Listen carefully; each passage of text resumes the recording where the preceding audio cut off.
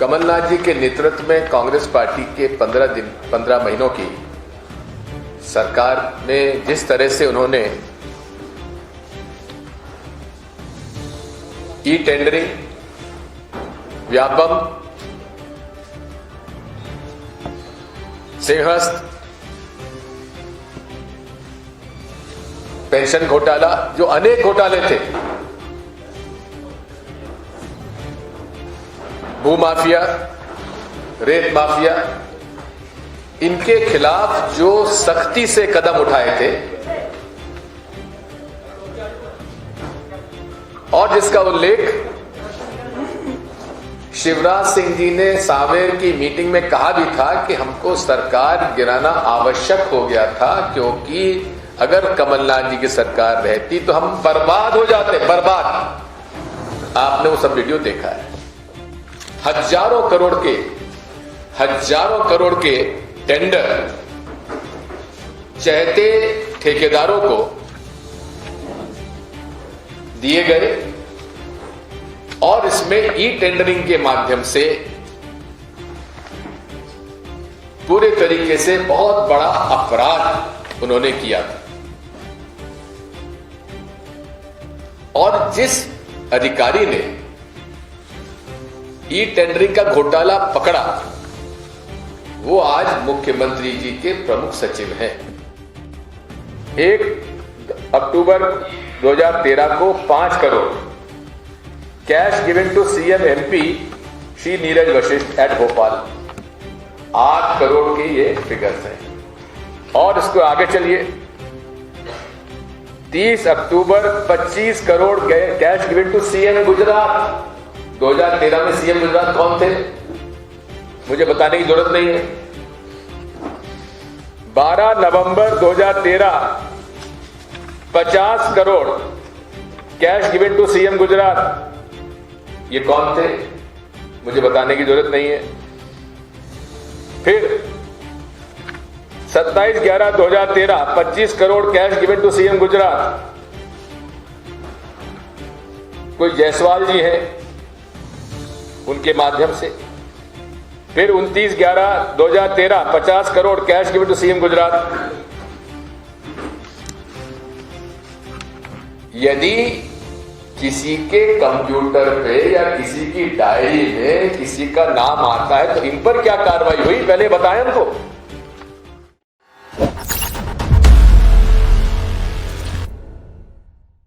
अखबारों की सुर्खियों में आजकल वो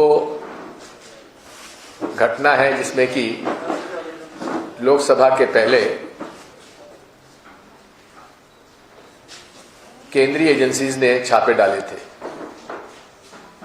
और छापे डालने के बाद जो समाचार पत्रों से हमें जानकारी मिली है, चुनाव आयोग को केंद्रीय एजेंसीज ने जो भी जानकारी उनकी थी वो वहां भेजी थी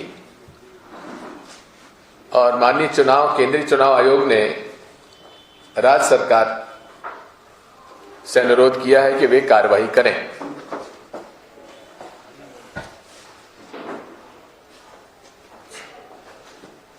इसके समझने में थोड़ा सा आपको कमलनाथ जी के नेतृत्व में कांग्रेस पार्टी के 15 महीनों की सरकार में जिस तरह से उन्होंने e tendering, Vyapam, Simhastha, pension घोटाला, जो अनेक घोटाले थे, भू माफिया, रेत माफिया, इनके खिलाफ जो सख्ती से कदम उठाए थे और जिसका उल्लेख शिवराज सिंह जी ने सांवेर की मीटिंग में कहा भी था कि हमको सरकार गिराना आवश्यक हो गया था, क्योंकि अगर कमलनाथ जी की सरकार रहती तो हम बर्बाद हो जाते, बर्बाद। आपने वो सब वीडियो देखा है। और अब कैलाश विजयवर्गीय जी ने तो और साफ कर दिया है कि नरेंद्र मोदी जी ने कहा था कि सरकार गिराओ। नरेंद्र मोदी जी ने अगर कहा था तो फिर इसमें बात साबित होती है कि देश में कोरोना वायरस पर उसकी रोक के लिए जो कदम उठाने थे केंद्र सरकार को, इसलिए नहीं उठाए गए क्योंकि उनको मध्य प्रदेश की सरकार गिराना था और भाजपा की सरकार को यहां पर बैठाना था। यह बात साफ हो चुकी है। जिन अधिकारियों, पुलिस अधिकारियों के खिलाफ नाम आए हैं वे सब वो हैं जो ईओडब्ल्यू के अंदर ई टेंडरिंग की जांच करना उन्होंने चालू कर दिया था। ई टेंडरिंग में जितने घोटाले हुए हैं उसकी प्रतिलिपि मेरे पास है और मैं हमारा पीसीसी से अनुरोध करूंगा कि वे आपको इसके बारे में ब्रीफ कर देंगे। इनकी सबकी प्रतिलिपि मैं आपको दे रहा हूं। हजारों करोड़ के टेंडर चहते ठेकेदारों को दिए गए और इसमें ई टेंडरिंग के माध्यम से पूरे तरीके से बहुत बड़ा अपराध उन्होंने किया था। और जिस अधिकारी ने ई टेंडरिंग का घोटाला पकड़ा वो आज मुख्यमंत्री जी के प्रमुख सचिव हैं। अब उनको प्रमुख सचिव बनाने का क्या कारण रहा मैं नहीं जानता, लेकिन जो व्यक्ति आज प्रमुख सचिव वहां पर हैं उनकी ईमानदारी पर हमको भरोसा है और पूरी ईमानदारी के साथ उन्होंने इस घोटाले को पकड़ा था और उसको दबाने का भरपूर प्रयास किया गया। कमलनाथ जी ने प्राथमिकता के आधार पर ई टेंडरिंग का केस ईओडब्ल्यू को सौंपा और उसकी परतें खुलती जा रही थी, गिरफ्तारियां भी शुरू हो गई थी। और यदि पूरे 5 साल अगर मौका मिलता कमलनाथ जी को तो एक एक भ्रष्टाचार के प्रकरण को न केवल उजागर किया जाता लेकिन उन पर सख्त कार्रवाई की जाती और उसके अंदर 15 साल तक जिन भारतीय जनता पार्टी के मंत्री मुख्यमंत्री जी ने मलाई खाई है, एक एक के खिलाफ सख्ती से कार्रवाई होती। इसलिए उन्होंने कहा था बर्बाद हो जाते। 15 महीने में कमलनाथ जी ने मजबूर कर दिया था पूर्व मुख्यमंत्री को यह कहने के लिए कि हम बर्बाद हो जाएंगे अगर कमलनाथ जी की सरकार आ गई। अरे 15 साल तक हमने झेला है, हम तो बर्बाद नहीं हुए क्योंकि हमारे दामन साफ रहा है। अब बात आती है कि बहुत सारे के नाम आए जिन्होंने पैसा लिया। मैं आपका ध्यान आकर्षित करना चाहता हूं, जो आईटी ईडी की रेड हुई थी 2013-14 में, जिसमें कि उनके अधिकारियों के, जिन कंपनी पे रेड हुई थी उन अधिकारियों के कंप्यूटर से जो आया था 29 सितंबर 2013 को cash 3 crore given to CM MP Shri Neeraj Vashishtha. ये नीरज वशिष्ठ कौन है मुझे बताना है कि आपको, क्या आप जानते हैं उनको? श्री नीरज वशिष्ठ वो हैं जो माननीय शिवराज सिंह जी के सारे लेन देन का काम करते हैं। मेरा यह आरोप है।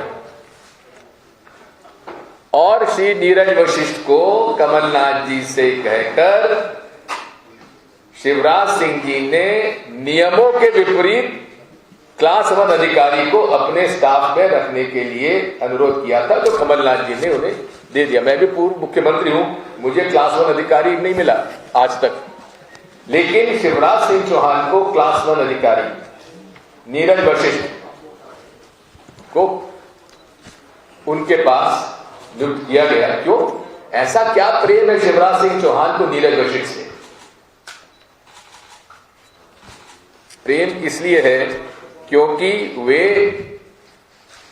उनके लिए पैसे का लेन देन करते रहे। 1 अक्टूबर 2013 को 5 crore cash given to CM MP Shri Neeraj Vashishtha at Bhopal.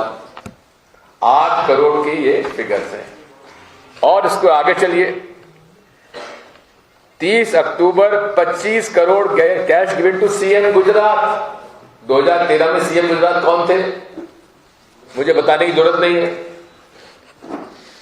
12 नवंबर 2013 50 crore cash given to CM Gujarat. ये कौन थे? मुझे बताने की जरूरत नहीं है। फिर 27/11/2013 25 crore cash given to CM Gujarat. कोई जायसवाल जी हैं, उनके माध्यम से। फिर 29/11/2013 50 crore cash given to CM Gujarat. यदि किसी के कंप्यूटर पे या किसी की डायरी में किसी का नाम आता है तो इन पर क्या कार्रवाई हुई, पहले बताएं हमको। किस बात के लिए कार्रवाई हुई? अगर ये 3 पुलिस अधिकारियों पर एफआईआर दर्ज होती तो नीरज वशिष्ठ के ऊपर भी एफआईआर दर्ज होनी चाहिए। हमारी ये मांग है।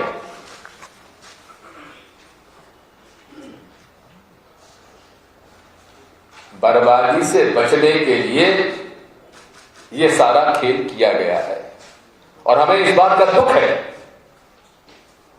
माननीय केंद्र चुनाव आयोग, जो कि निष्पक्षता से काम उसे करना चाहिए, जो कि किसी भी अच्छे प्रजातंत्री व्यवस्था में केंद्रीय चुनाव आयोग की निष्पक्षता बियॉन्ड डाउट होना चाहिए। इस मामले में नहीं लगता कि बियॉन्ड डाउट है। क्यों? क्योंकि उन्होंने उन अधिकारियों के खिलाफ कार्रवाई करने का निर्देश दिया है जिनका चुनाव कंडक्ट कराने से कोई लेना देना नहीं है।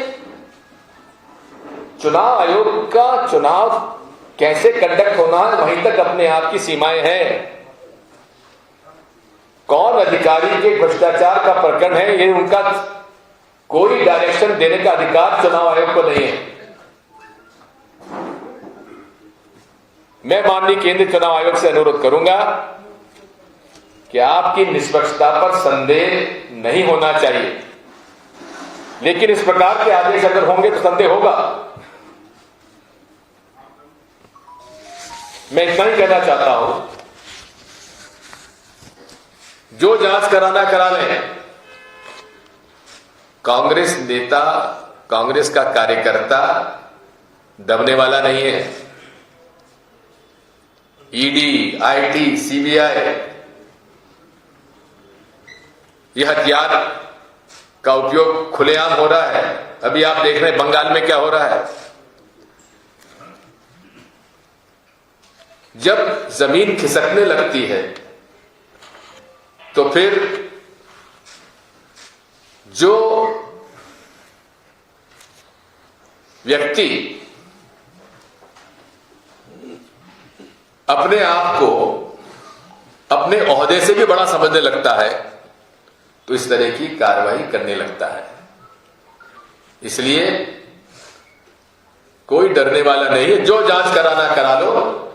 हम लड़ाई लड़ेंगे, जमीन पे लड़ेंगे, विधानसभा में लड़ेंगे, लोकसभा में लड़ेंगे, राज्यसभा में लड़ेंगे और अदालत में लड़ेंगे। धन्यवाद।